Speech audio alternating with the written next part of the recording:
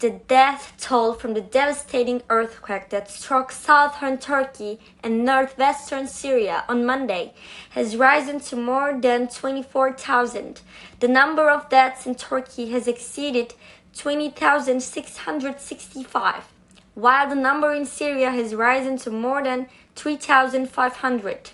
This comes at a time when rescue teams are still finding survivors more than 5 days after the earthquake. Rescue workers in Turkey succeeded in pulling out 2 women alive from under the rubble of dilapidated buildings after they had stayed there for 122 hours, according to what the Turkish authorities announced. Pictures broadcast by the official Turkish Anadolu Agency showed the recovery of a 70-year-old woman named Menci Tabak in Kahramanmaraş province, where the rescuers wrapped her in a blanket and carried her to an ambulance that was waiting.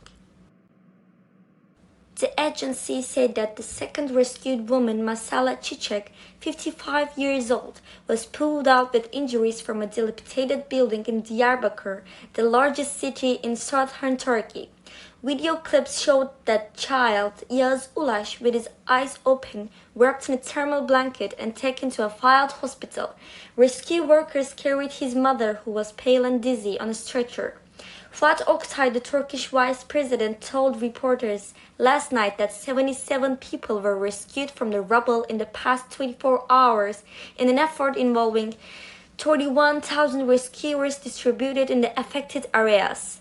Oktay added that about 80,000 people are currently undergoing treatment in hospitals, while 1.05 million people who were made homeless by the earthquake are in temporary shelters. Our main goal is to ensure that they return to their normal lives by providing them with permanent housing within 1 year so that they recover from their pain as soon as possible, Oktay said. In light of the severe food shortage that many in the affected areas suffer from, and in the harsh winter conditions, questions are mounting for the leaders of the 2 countries, Turkey and Syria, about their response to the disaster. Syrian President Bashar al-Assad made his first visit to the affected area since the earthquake occurred, where he visited a hospital in the city of Aleppo, accompanied by his wife.